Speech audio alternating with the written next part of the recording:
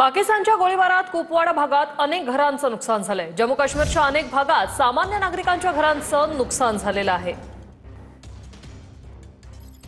पाकच्या गोळीबारात कुपवाडामध्ये कशा प्रकारे घरांचं नुकसान झालेलं आहे, सामान्यांना याचा फटका बसलेला आहे, त्याची ही दृश्य आपण पाहतोय। अनेक घरांचं मोठ्या प्रमाणात नुकसान झाल्याची ही दृश्य आपण पाहतोय। पाकच्या गोळीबारात जम्मू काश्मीरच्या अनेक भागात सामान्य नागरिकांच्या घरांचं नुकसान झालेलं आहे। तर पाकिस्तानच्या गोळीबारात उरी भागातही मोठं नुकसान झालंय। उरी भागातील घरं आणि वाहनांचं देखील मोठं नुकसान झालेलं आहे। पाकने जो गोळीबार केलेला आहे त्याचे परिणाम उरी भागातही पाहायला मिळाले आणि उरी भागातली घरं आणि वाहनांचं मोठं नुकसान झालेलं आहे।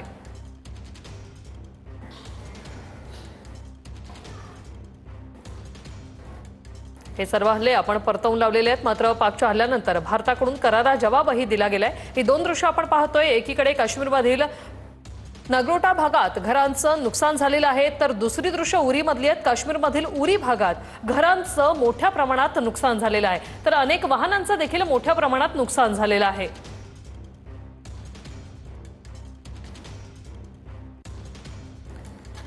पाकिस्तानने जो गोळीबार केलेला आहे त्यात सामान्य नागरिकांच्या घराला टार्गेट केलं गेलं आणि यात सामान्य नागरिकांच्या घरांचं वाहनांचं मोठ्या प्रमाणात नुकसान झालेलं आहे। घराच्या भिंती पडलेल्या आहेत, काचा फुटलेल्या आहेत, पत्रे पडलेले आहेत। नगरोटा आणि उरी या भागातली ही दोन दृश्य आपण पाहतोय।